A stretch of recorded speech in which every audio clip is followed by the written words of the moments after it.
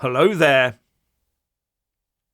Now there is one person who should be getting to the bottom of this atrocious treatment of Tommy Robinson, and that person is Charlie Taylor.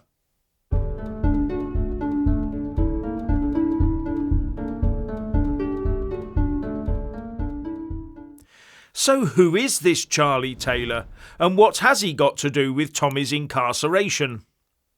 Well, Charlie Taylor is His Majesty's Inspector of Prisons, and he leads a team of 70 people within an organisation called His Majesty's Inspectorate of Prisons, involved in, guess what, inspecting prisons in England and Wales.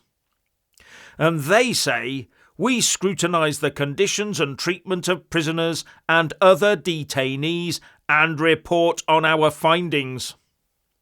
It is their job to ensure that prison governors like Nicola Marfleet of HM Prison Woodhill are doing their job. And their job is basically to be responsible for the safe and secure operation of their prison, including the care and supervision of prisoners within their respective facilities. And don't tell me that Charlie Taylor has not heard of Tommy Robinson. So when claims explode onto social media that Tommy is having his visitor list comprehensively culled, Charlie Taylor should be sitting up and taking notice. 4 of the latest who've had their visits stopped are Liam Tufts, and we all know him. Paul Thorpe, another one we all know. Richard Inman, yet another one we all know. And Vicky Richter, yet another one that we all know. They've had their visits stopped. And I believe there are more of them that have had their visits stopped. All, as far as I can see, having one thing in common: high social media profiles. But some are also very close friends of Tommy. He will miss their visits. And as far as I can see, the only reason for refusing their visits is that they might, I repeat, might, say something about their visit on their social media platforms. But I thought those non-disclosure agreements, the NDAs, that the prison governor was making them all sign would do the trick. Why is that not sufficient? And what is it that the establishment is so afraid that might get out of Woodhill Prison? What information might come out? Tommy might reveal his favourite colour, or book, or film, or music band maybe. Or is it more about how he's being treated for a civil offence turned by technicality into a full-blown, segregated criminal sentence? So come on, Charlie Taylor, I'm calling on you to get your derriere and that of your team down to Woodhill and take a proper gander at what's going on. Especially as the job of you and your team is to hold the government and the prison governors to account for their failings. Now, according to the Tommy Robinson official X account, Tommy has been subjected to 3 months in solitary confinement for a non-crime. Violations of 3 European human rights laws. He has repeatedly raised mental health concerns, but has received no visit from mental health teams. 3 visits cancelled last week with no confirmation for next week's visits. Severe mental torture. Oh, and on that one, I do have to point out that part of the prison's inspectorate's work is to ensure the UK's obligations under the United Nations Conventions Against Torture are being observed. And then there's this one.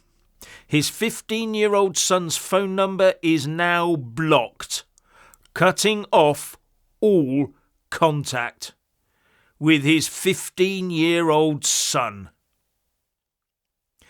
And the X post ends with, This is deliberate abuse from the top of the Labour government down to the prison governor.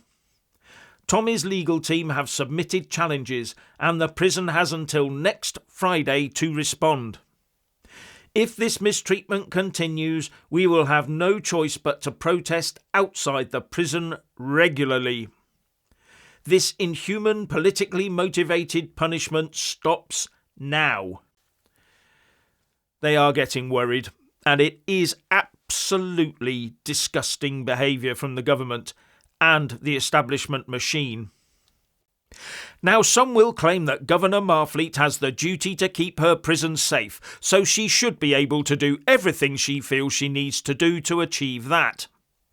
But I would reply that if she feels the safest thing to do is double down on segregation to turn it into a de facto isolation prison punishment block, then she is possibly breaking a lot of human rights laws, including the international ones that the Attorney General Lord Hermer should be taking issue with, given his public backing for all things international law.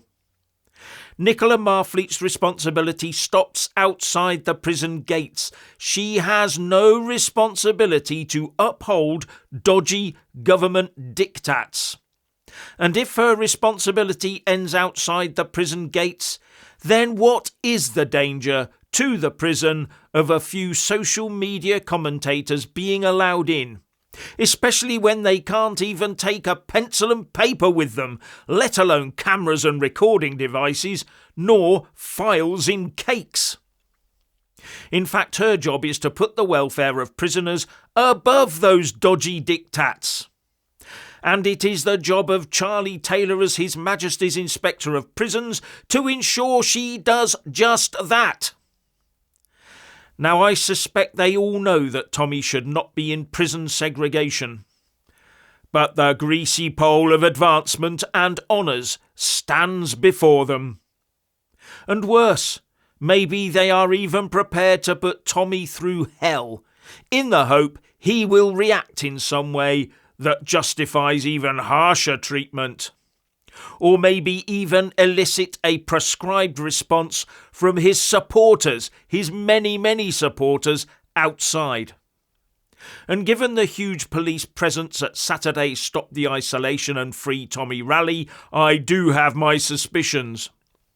When I came out of Westminster Station at about 9 a.m. that morning, there was already a 20-strong tactical team waiting outside. And I thought, hello, hello, hello. But we conducted ourselves well, so there were no problems, and we must keep it that way. But we must also demand that the establishment bodies set up with our tax money do their jobs properly and diligently, instead of being promotion and honour-seeking lackeys. But sadly, I suspect they're all toothless when they come up against that establishment greasy pole. And if that is the case, then this really is an establishment cover-up of torture.